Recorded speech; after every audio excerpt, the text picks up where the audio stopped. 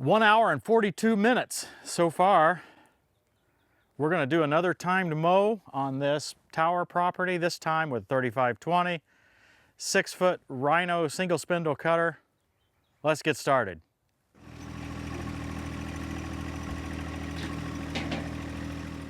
So again, just like with the 4-foot mower test, you're getting the benefit of seeing the aerial view before I do. So I think that I'm almost in the same position that I was as far as completion of the mowing task as the last episode. We'll compare the two right here, but I think I've got almost the same progress. 1 hour and 42 minutes this time with the 6-foot single spindle mower, 3 hours and 12 minutes to get to what, again, I think is the same area, but we'll be able to see that by the time you're watching this. I'm seeing this be a lot faster.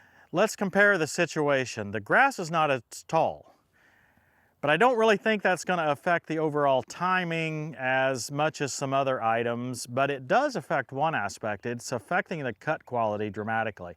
I believe that just having the grass be shorter is allowing the mower to cut. The grass that's mashed down by the tractor is coming right back up instead of staying down, so the mower's able to cut it much better. I don't think that has much to do with the difference in cutters. I think it's just the conditions, right? I think that younger green grass is coming back up behind the tires and is getting cut better. Overall, we are seeing a much better cut quality. This is a Rhino Ag TW26. It's a much tougher mower, a heavier dutier mower than what I was mowing with last time. It's meant to mow bigger brush. It's pretty heavy mower. One thing I notice is that it's way back there, right? So when it comes to trimming, I can stick it way back up under the brush and mow in further. There's some advantages there. When I swing it around, it's a big swing behind the tractor when I'm turning the tractor pretty sharp. It's taken a little practice for me to get used to that as compared to the 4-foot mower, and certainly as compared to the pull type TS10. Mentioning the TS10, that's why you don't see this mower much on this channel. I have always maintained, based on my experience, that the TS10 pulls about the same as this mower, right? Even though it's 4 foot wider, but with 3 spindles, it pulls easier, and therefore I think it pulls about equivalently to this mower. But we're not going to do that comparison today. We've talked about that in several other episodes. Today we are focusing on this 6-foot cutter. A lot of you folks have a 5 or 6-foot cutter on a slightly large tractor than a subcompact. Some of you have a subcompact with a 4-foot mower, and you would like to know how much time would it save me to go with a 6-foot. So that's why we're here. Now, if you go back and watch the video with the 4-foot mower, you'll notice that I had a whole bunch of things that had come to my mind that I had to talk to you about. I talked to you about the new seat I had. I talked about the canopy. Just so many things that I had time to think about in that 3 hours and 12 minutes before I even introduced the episode. I don't have as many this time, and one reason is because this tractor kept me busy, right? I was interested in the mowing. I would be to another spot that I needed to trim closely, whatever. I just didn't have time to think as much. It was less boring. That's the blunt way of saying it. One thing I came up with is that I've gone the entire hour and 42 minutes without cleaning the radiator, and just before I stopped, I felt like the air conditioner. Yeah, air conditioner. But the air conditioner was not quite as cold, so I decided to be checking that now. That's why the hood's up. The outside here was fine. Didn't see any problem there at all. I wonder if some of the damage that's been in the screen here and all is letting some stuff around, because when I look in here, I see quite a lot of chaff in here on the radiator. This tractor, 3520, the new 3Rs as well, do not have a pull-out screen. So there's... Boo! Boo is exactly right. Christy's booing in the background. I get it. And so we're going to have to come up with a way to clean that out. Let's do that now. We just had 2 ideas really quick to try to work on this. I've got this new Milwaukee portable air compressor. I'm going to try that. But Christy had this idea, because I feel like we're still going to need more than just blowing in from the outside. Christy thought this big zip tie, we could run it through, and the 2 of us, one on each side, could could stir that stuff up while we're blowing on it.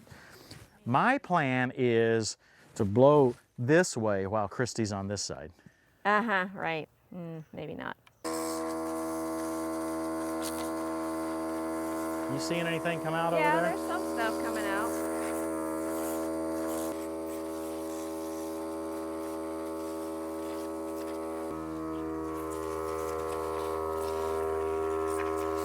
It looks better in there. I can see all the way through.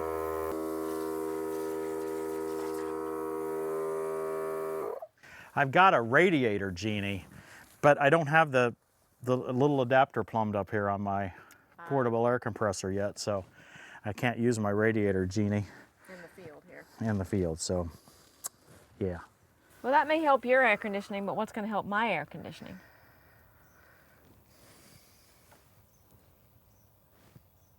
I feel a little that you just turned the fan up right then. No, I didn't. It's a hot breeze.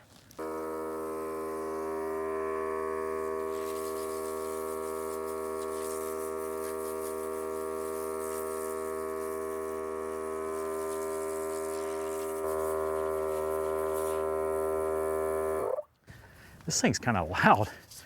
I need my ISO tunes.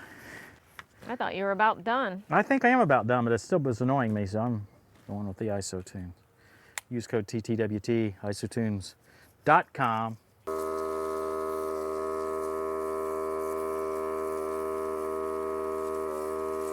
Last episode on the Tractor Basics mower, I talked about the flexi hitch. This mower's got it too. It may look a little different, but the design is essentially the same.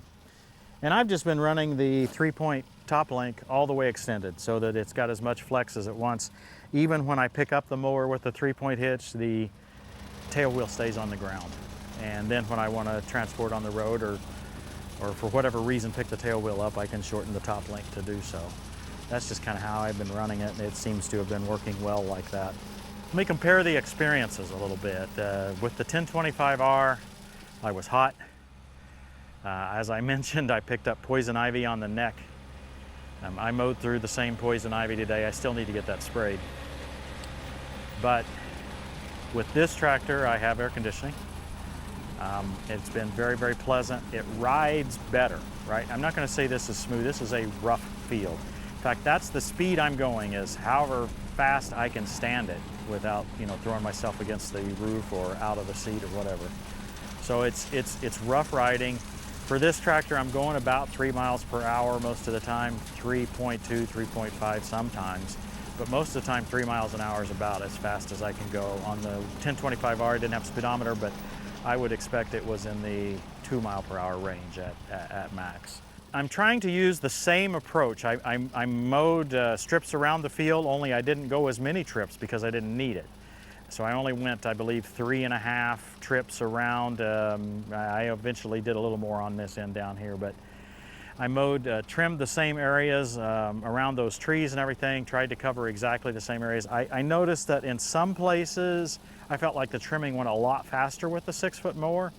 And in a few places, it was slower because I was so long that I could hardly get around in the tight areas that I was. So overall, when I look at the lap times, I considered them lap times on my little stopwatch. I found that I made the first 2 rounds much faster than I did with the 4-foot mower. My first lap was a little bit slower at 21 minutes and 46 seconds. I think it was 16 something the first time. But I did a lot more trimming in the first lap. Then my second lap was only 13 minutes, and at the end of those 2 laps, I felt like I had covered and trimmed the same amount. I had trimmed the entire corner out down here. I had just felt like I had trimmed the same amount. Of course, I had probably 11 feet wide instead of 6 or 7 feet wide total with 2 trips around the end. So 21:46, 13:10. The third lap was 13:48. And then I stopped keeping track at that point. I'm not going to be twice as fast, but I'm going to be more than 50% faster, which you would expect by the width. We'll see how this goes. I can just tell you it's a lot more pleasant. This tractor is almost the same price for me as a 1025R. As you know, I've got $14,000 originally in this tractor. I've put some more money in it with some fixes that I've done. I've probably got maybe 17,000 in it at this point.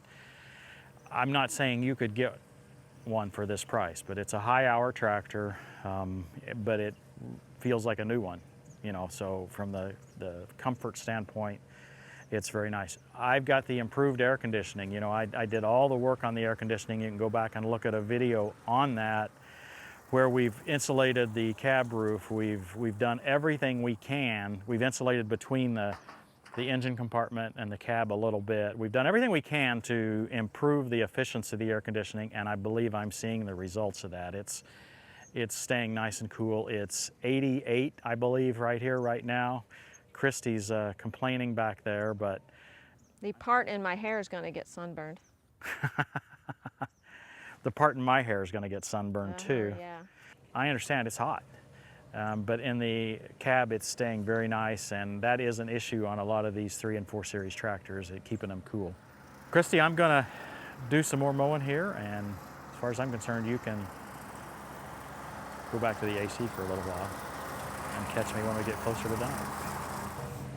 Please take a moment to press that like button. Really appreciate it. It helps with the algorithm, and check to make sure that you're still subscribed. We thank you for watching. We couldn't do this if it weren't for you.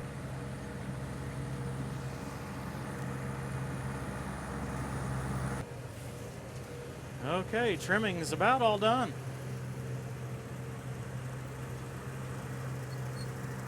Just the big middle left.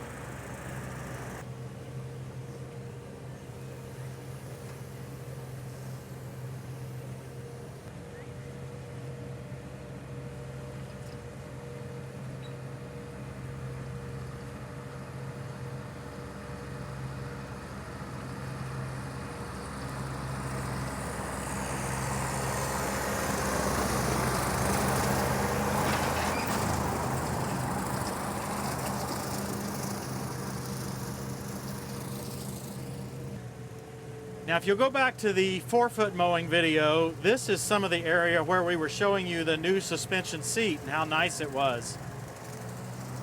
And honestly, I am not feeling that same jerk at all in this tractor.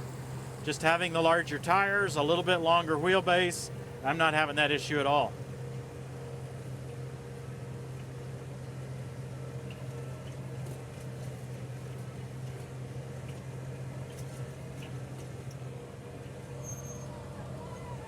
The net result is I can go a lot faster and I can do it a lot more comfortably. I don't think I'm going to have a backache tonight. So I'm going 3.5 miles an hour right now and still doing a good job of cutting and got enough power for it. And the seat is not going up and down and the tractor not hopping up and down like crazy.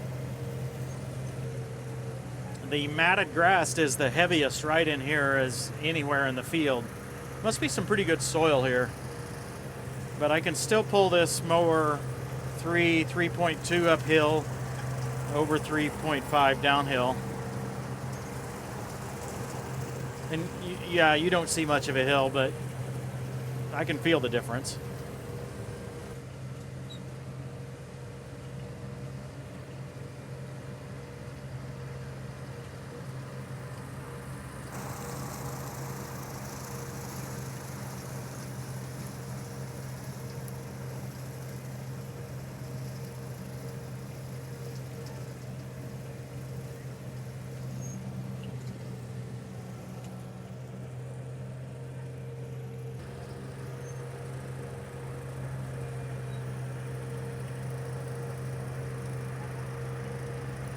Two hours and 44 minutes into it right now. We're going a lot faster than we did with the 4-foot cutter.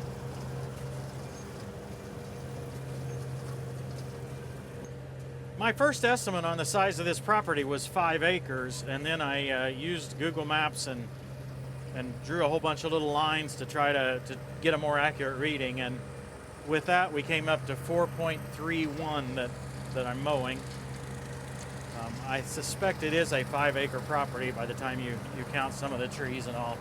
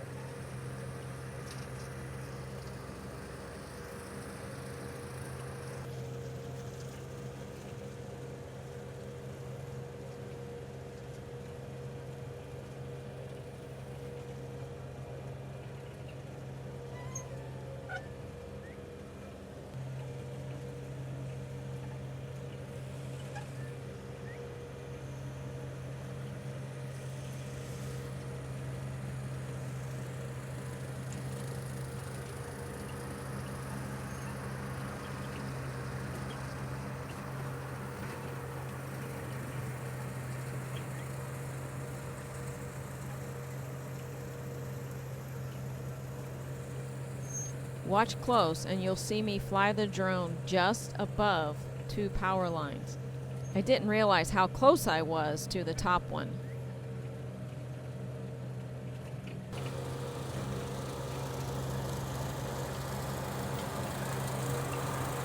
Three hours and 8 minutes. We'll be done soon. Remind me, how long was it for the other one? 5 hours, 42 minutes. Of course, the conditions aren't exactly the same. Field hasn't grown up as much. I don't know how relevant that is. For one thing, we've got apples to oranges on the tractors anyway, right? So it doesn't necessarily matter that the grass was different height, not as thick this time. In each case, the tractor was able to pull the mower deck as fast as I could take it in the field. I couldn't ride this machine any faster than what I did, and I couldn't drive the 1025R any faster with the 4-foot cutter. It's similar temperature, maybe a little bit hotter this time than what it was with the 4-foot cutter. I would say overall the limitations on the 4-foot cutter, obviously, are no cab. It's just hugely valuable to have the cab. The other thing is the ride quality. Even with the new track seat. By the way, forgot to mention that you can use code TTWT at trackseats.com to get that seat. I did not mention the code in the last episode, sorry about that. But even with that seat, the ride quality on the 1025R is just significantly worse than on this larger tractor. And it's not just the seat, it's the longer wheelbase, bigger tires, heavier weight, right? I mean, all those things work together to give a better ride. This is still not great. Johnny 5 with its bigger wheelbase yet is dramatically different in this field, okay? And if a guy went all the way up to an 8 series or something, you wouldn't even notice it. It'd be fine. Last time I mentioned that the most competitive or cost competitive tractor for mowing or combination for mowing would be like a 15-foot flex wing with an older 100 horsepower tractor, 80 horsepower tractor, whatever. One commenter came back and said, hey, don't forget the 5E. Two-wheel drive 5E is a very cost competitive tractor. He's right. If you're only mowing, you don't need a loader, a two-wheel drive 5E is probably it is the most competitive Deere tractor that you could get to mow with. We notice the state road crews a lot of times use 6 series tractors, and they have them with real small tires spread out real wide. Obviously that's for better stability on hills. But I thought it was a good comment to say that those 5Es, in fact, we've seen some sell used in the $20,000, $25,000 range. I mean, very inexpensive tractors. There's reasons for it, but it can be cost-effective horsepower. For me, this is pretty cost-effective.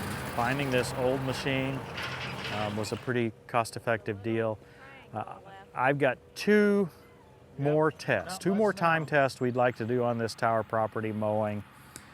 One is the TS10 with either this or the 3046R. The other is the Ventrac with the front-mounted flail mower. Which one of those is more interesting to you? The flail mower is a 6-foot mower, but it's front-mounted, so at least the trimming aspect should go faster than this. It'll be interesting to see that, so I'm interested in that. I'm also interested in seeing the overall time test on the TS10. Let us know in the comments which one it would be most interesting to you, and if you can think of another combination that we've got that you would like to see, or even something that we don't have. We can try to work with somebody else. It's just nice to have a comparison. Every field is different. Got a lot of comments saying, hey, I could do an acre an hour with a 1025. I don't know what you're doing. Whatever. Of course, every field is going to be different. This one is so rough, I went as fast as I could. I also had a lot of trimming. I suppose if you had a square field without any trim work, yeah, you could go faster. 3 hours, 19 minutes. Fuel usage, I'm going to immediately fill up with fuel. You'll see the fuel usage here, about 5.65 gallons. With the 6-foot, I used 7.1 gallons with the 4-foot. Two different tractors, you would think a lot less fuel consumed by the 1025R, but I had to run it a lot longer. So overall, this one was slightly more efficient. I hope you found this useful. I'm finding it a lot more fun now that I've moved up from the 4-foot mower, to be honest. But if you got a subcompact tractor and you wanted to see what the next step up would be like, this should have been a helpful episode. Thanks for watching, everybody. We'll see you next time on Tractor Time with Tim. And God is able to bless you abundantly, so that in all things, at all times, having all that you need, you will abound in every good work.